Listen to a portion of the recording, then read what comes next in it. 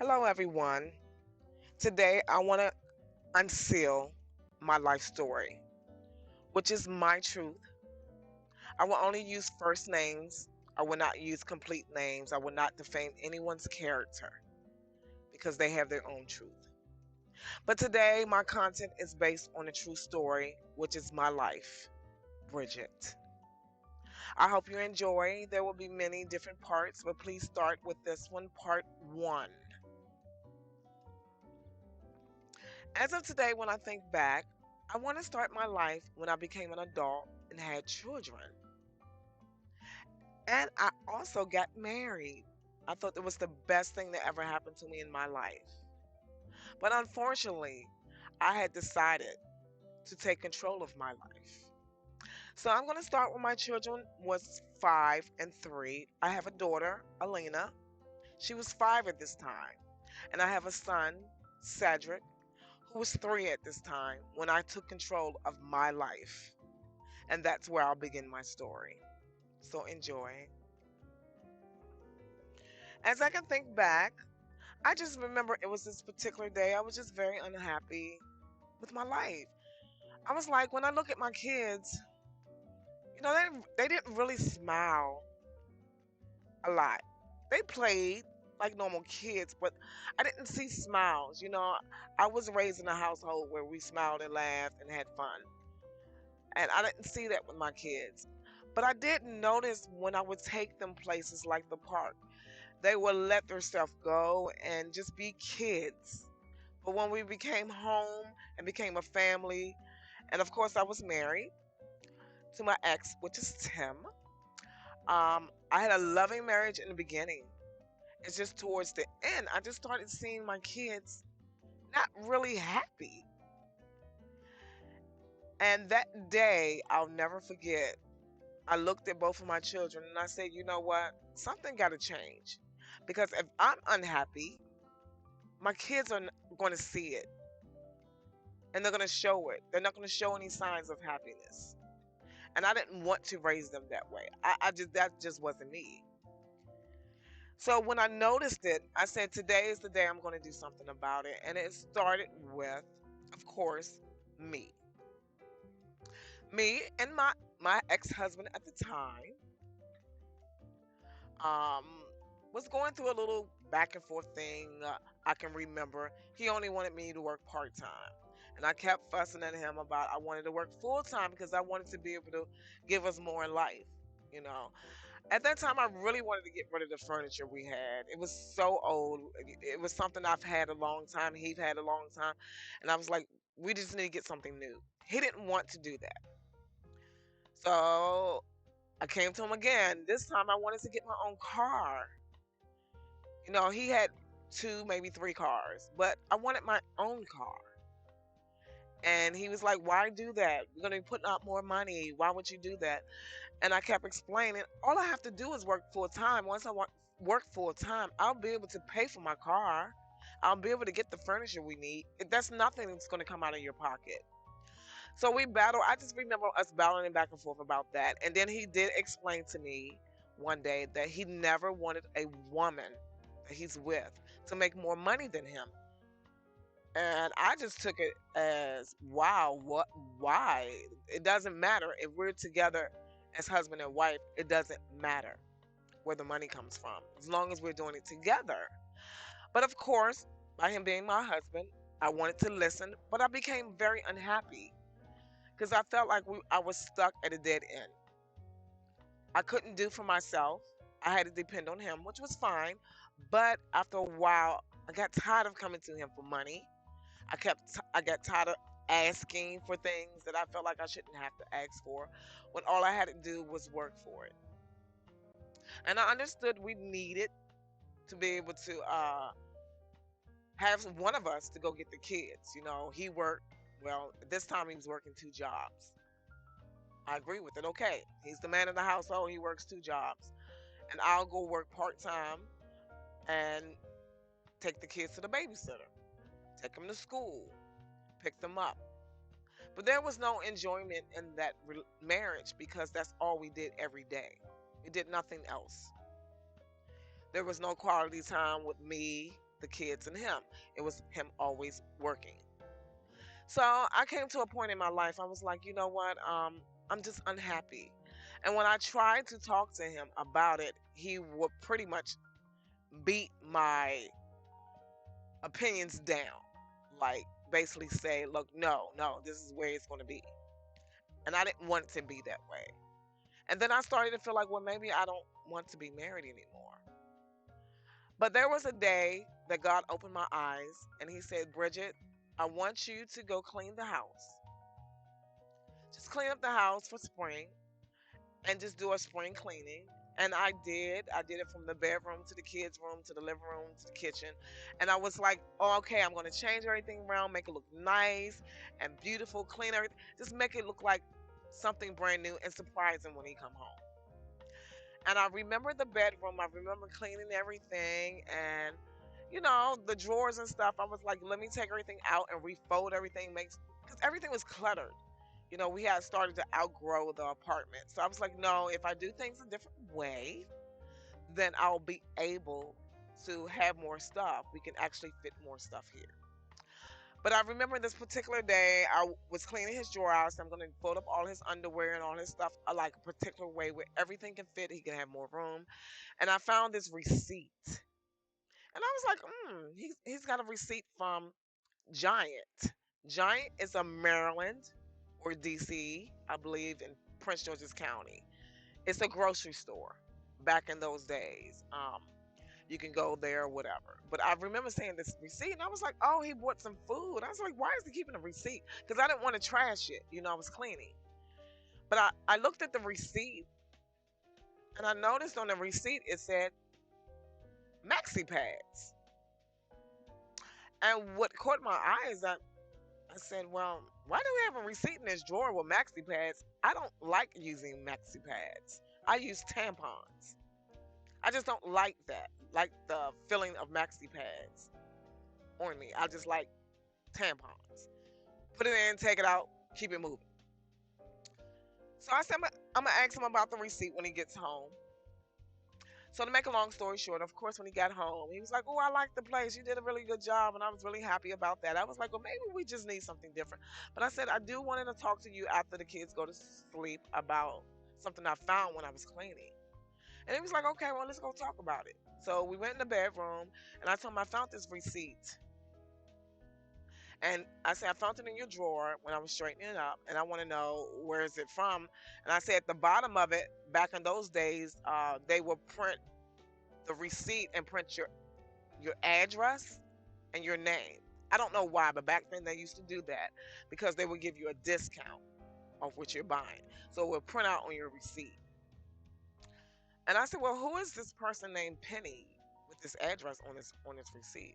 And he was like, oh, it's somebody, just a friend, somebody from the job. I'm helping his wife and all that and all. I'm just keeping a receipt just in case they want the refund. I said, okay, that's fine. So you're buying groceries for a friend, but you're buying her maxi pads, and then you're keeping the receipt. He said, no, Bridget, I've done this for them, and I'm keeping the receipt just in case they need a refund. I have the receipt. I paid for everything. And I said, okay, no problem. So I let it go. So as life moved on and my journey moved on, I really, really wanted a car because I know the cars he had are very good cars, but I wanted something of my own. So I asked him again, and he said, no, Bridget, we don't need more bills. And I said, I know, but I'm trying to tell you, all I have to do is work full time. I can find a way to pick up the kids. I know you're working two jobs. Um, I just want my own car. So one day I was off. It was on a Tuesday, I remember, but he was at work. I took the kids to school and I was just at home and I was thinking, I was like, you know what? I'm going to go up there to the Ford dealership and see if I can get my own car. I'm not doing this behind my husband's back, but I really want my own car. And I feel like that's something I can do myself that he don't have to worry about. Maybe if he just see it, then he'll be okay with it. So I went up there and they approved me for a brand new car. I couldn't believe it on a part time job salary. But they said my credit was great and this is like something they can give me. And as long as I pay, I can come back, trade it, and get something different. So I came home with the car And I called him, and I remember saying, I know you didn't want me to get a car, and I know I broke your rule, but we're husband and wife, and since we can't work together on this matter, I just want to stop the confusion about money. And he was really nice about it. I was shocked. And I said, I went and bought me a car. He was like, "You did?" I said, "Yes." And I couldn't believe I was approved. But he was really, really happy about it. He was like, "Bridget, I'm glad that you really, really stepped out and did something on your own. That's very nice." So when he got home, he looked at it. He was like, "It's nice." I said, "Now, I'm going to tell you, I made sure it was a manual, a stick. It's not automatic because I don't want people keep asking to borrow my car because so many people will ask him to borrow his vehicles all the time. And I really didn't like it, but I didn't put myself involved. So I was like, when I buy this car, nobody's going to ask me to drive this car because it's a manual, which no one did. But he was like, "Oh, this is great." So I remember him taking me and showing me again, giving me some little tips on how to drive the manual, the stick. I had to like refresh myself. And I was really, really shocked that he agreed on the car when before we had, a battle about me getting my own car. Okay, moving on to the next. Once that happened, I remember this particular day I went to work and my manager was like, "Bridget, we got some full-time openings coming up." I said, "Really?" But she said, "It's not at this location though, but it's still here in Maryland." And she said, "If would you like to take it?" And I said, "You know what? I do have to go home and talk to my husband about it. But I'm very interested." And she said, "Okay, just let me know because it's going to be, I'm going to need at least two people in the next 2 weeks." I said, "Okay, that's fine." So I knew not to go home and talk about the full time job. That's not something I remember. And I was like, I already broke his rule about not getting my own car. Now I'm going to go work full time. And he's like, I'm doing all of this stuff. And now, I just didn't want any more confusion. But I never forget, I drove my new car home. I had it about maybe 1 week. And I noticed when I got out, I said, let me go on the other side because I really only go to the driver's side. And when I have the kids, I only go to the maybe the two doors in the back. It was a four-door car. It had four doors. But this particular time, I got out the car and I said, I'm gonna get my purse and everything from the other side because I got tired of reaching over to get it. So I went over to the passenger side, which I normally don't be on that side because no one drove my car. Maybe every now and then Tim would drive it within that week. I think he drove it maybe 2 times. He had his own cars. So I remember opening the door, and as I walked around to the passenger side, I can see from the headlight all the way to the tail light in the middle of the car, there was like a deep, long scratch. Like somebody took their keys and scratched a long mark from the headlights, from the front side, all the way to the back tail light on that same side, the passenger side. And it was white. You can tell they used the key and scratched it. And I'm like, who would do something like this? I'm like, are you serious? Somebody's jealous that I have a brand new car? So of course, when I go in the house, I see him chilling watching TV, and I said, "Do you know what happened today?" He said, "No, what's wrong?" I said, "Somebody scratched my car." He was like, "No." I said, "Yes." So he went outside. We both went outside, and he looked at it. He was like, "Why would somebody do some mess like this?" I said, "I don't know. Maybe somebody at my job been jealous. People are just so rude and disrespectful and jealous of people." And he was like, "It's okay. I'm gonna try to get somebody to fix that or cover it up or something." I was like, "But it's brand new." He was like, "I know, but what are we supposed to do?" I said, "Yeah, because if I call the insurance company, they're going to say you're going to need $500 to at least do the deductible, and then they'll fix the rest." But we didn't have $500 like that just to be putting out for no reason. So I just left it alone. I was like, okay, well, I don't go on that side like that anyway. I put the kids in the back, so it ain't like I'm gonna be really looking at. But of course, I know about it. It's gonna keep bothering me. But anyway, this particular day, I decided, okay, I'm gonna go to work early, and I'm gonna take the kids when they get off of school to the babysitter a little early because I wanted to talk to my boss. And when I talked to her, she said, "You can go ahead and leave early today if you want to." And I said, "For real?" She was like, "Yes, you can leave early." So I left early, but I remember that address and that name on that receipt. And I said, "You know what? What? I'm gonna take me a little journey. I want to go that way and see where this. I don't know. It just kept bothering me. I was like, I just want to see this address." So I remember calling my husband at the time, and I said, "I'm going to be getting off early today, but I'm going to go and do some things, some errands." And he's like, "Okay, whatever. I'm at work or whatever." I said, "Okay." So as I was riding down 495, now as years on went by, I can't tell you exactly, and I wouldn't tell you exactly where it's at, but I remember I said, "I'm going to go see this address." I was just so curious about this receipt, thinking nothing of it. Nothing bad, nothing. And I happen to pull up to the apartment complex and I see the address. But I noticed one thing that I did see.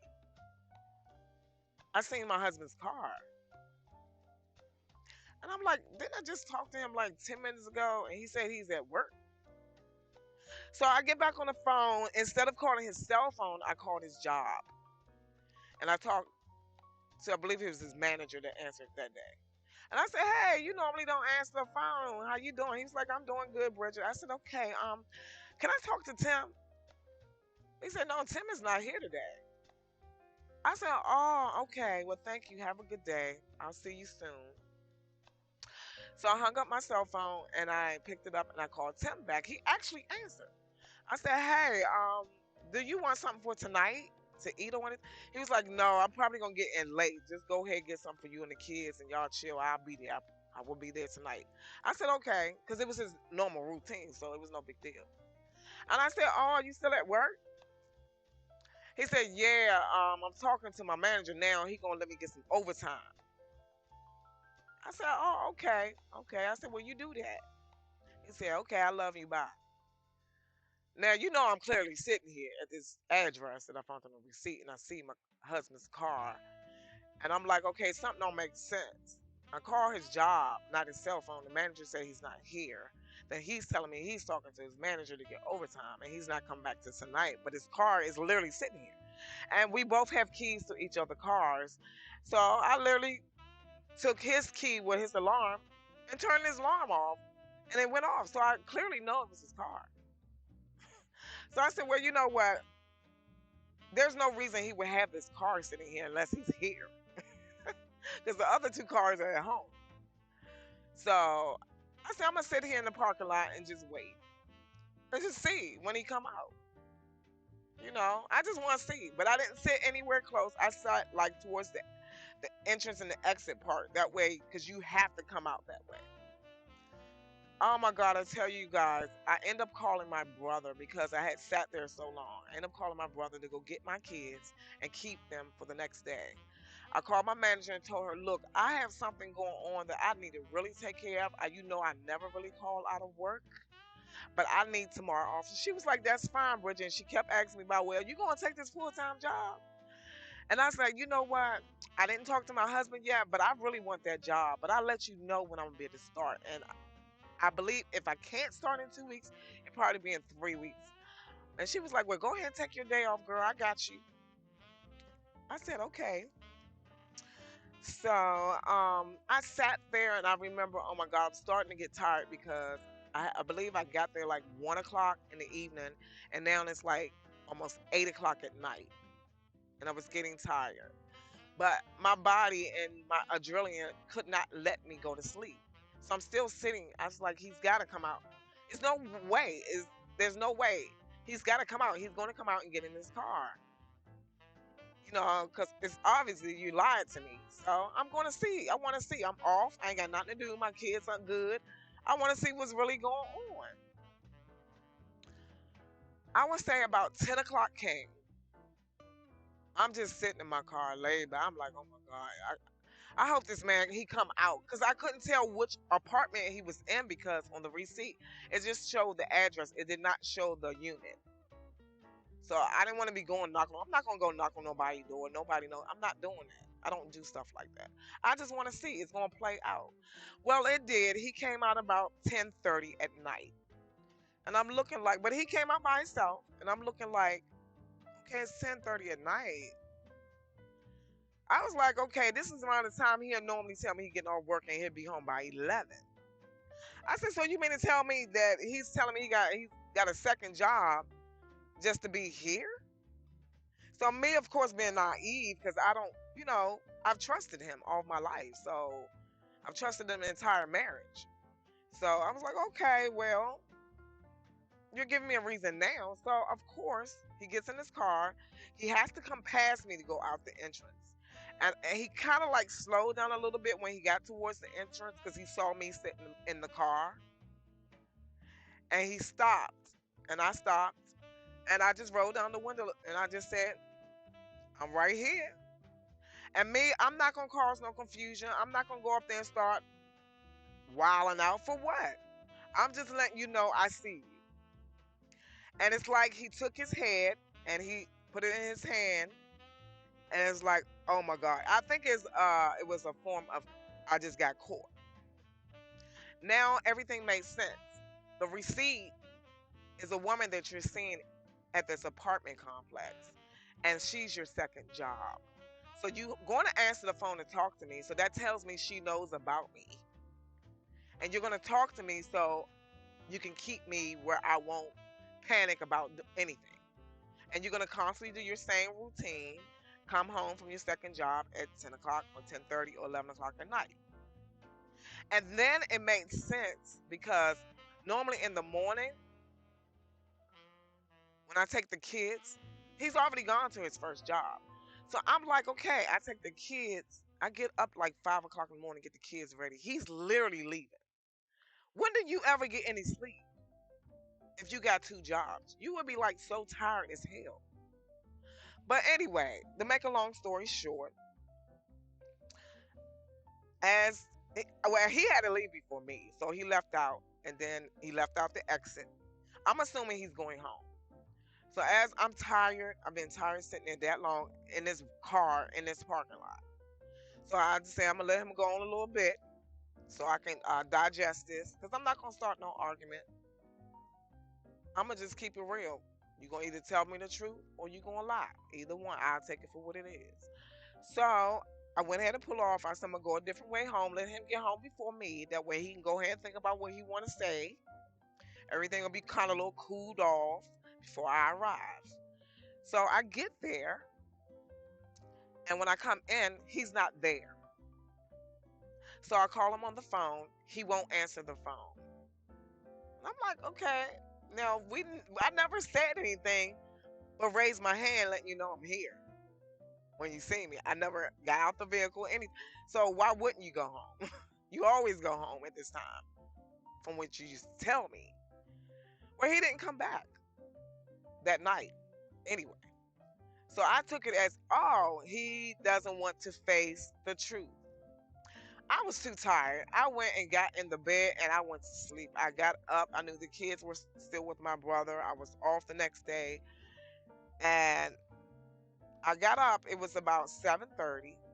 I said, oh, he's still not here. So I decided to call his job. Because I ain't going to call your cell phone. For what? You're going to lie. So I called his first job. And his boss said he's not here today. He called in and said he's going to take a couple of days off. And I said, okay, thank you. Have a good day. I'm going to see you soon. He said, okay. His boss is very nice.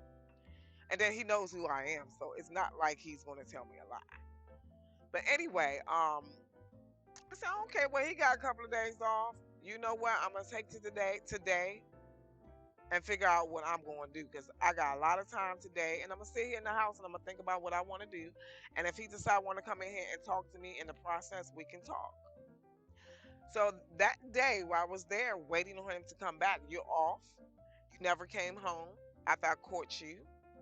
So I'm going to sit here and figure out what I want to do. And I decided, you know what? I'm going to take that full-time job. Um, I'm going to see if I can get a hardship off of my 401k, which will give me about $5,000. and I'm going to also leave. I'm going to take my two kids and I'm going to find me another place until we can decide whether we're going to get a divorce. I said I will never come back if I feel that he's going to lie to me. I just pretty much, it's in my face. It's no ifs, ands, or buts about it. So I said, okay, well, he's not coming home. So I was like, okay, he ain't never come. The whole entire day, he never came back. And I wasn't going back over there. I'm not. One thing I do not do is run after a man. I see what it's for, and I take and make my own decisions. But I was not going to beg him. I didn't even call him anymore. I said, at this point, you should be calling me. So I just left it alone. He didn't come back that night. The next day, I just went back to work my part time job and take the kids to school, take them to the babysitter like I always do, and come back home. I'm going to go ahead and stop this my life story part one right here. And I'm going to continue on the next video because Facebook only allows the videos to go for so long. So see you in part two, okay? I shall return.